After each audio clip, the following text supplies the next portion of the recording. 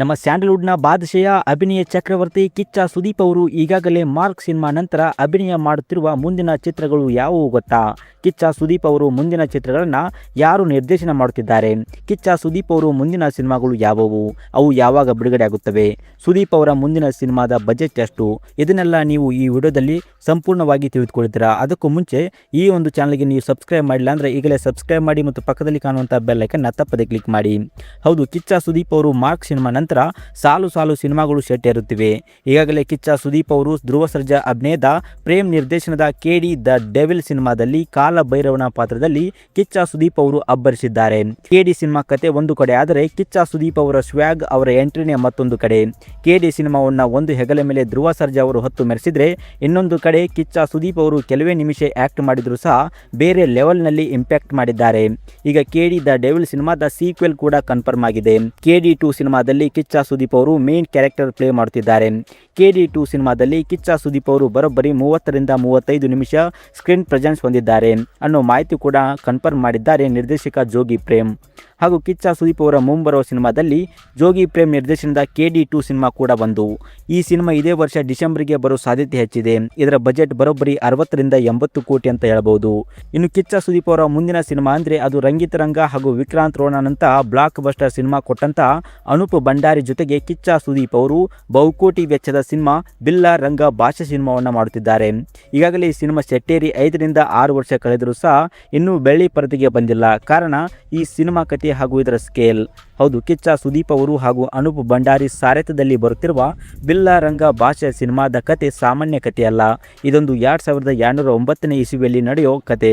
ಇದು ಮಾನವನ ಅಟ್ಟಹಾಸದಿಂದ ಭೂಮಿಯ ಸರ್ವನಾಶ ಹಾಗೂ ಮುಂದುವರೆದ ತಂತ್ರಜ್ಞಾನದ ಬಗ್ಗೆ ವಿಭಿನ್ನ ಕಥೆಯನ್ನು ಹೇಳಲು ಹೊರಟಿರುವ ವಿಭಿನ್ನ ಸಿನಿಮಾ ಇದು.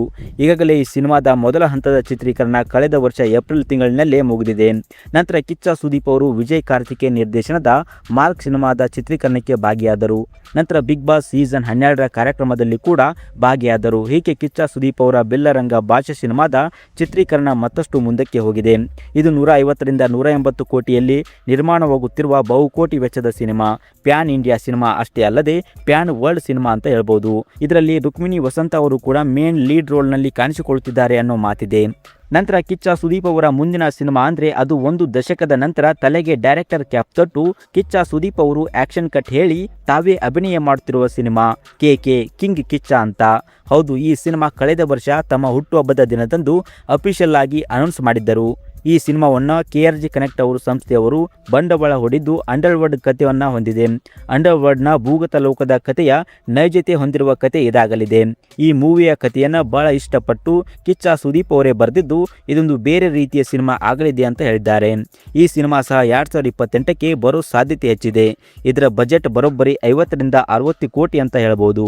ಕಿಚ್ಚ ಸುದೀಪ್ ಅವರ ಮುಂದಿನ ಸಿನಿಮಾ ಅಂದರೆ ಬಾಹುಬಲಿ ಹಾಗೂ RRR ಸಿನಿಮಾನಂತಹ ಪ್ಯಾನ್ ಇಂಡಿಯಾ ಸಿನಿಮಾ ಕೊಟ್ಟ SS ರಾಜಮೌಳಿ ನಿರ್ದೇಶನದ ವಾರಣಾಸಿ ಸಿನಿಮಾ.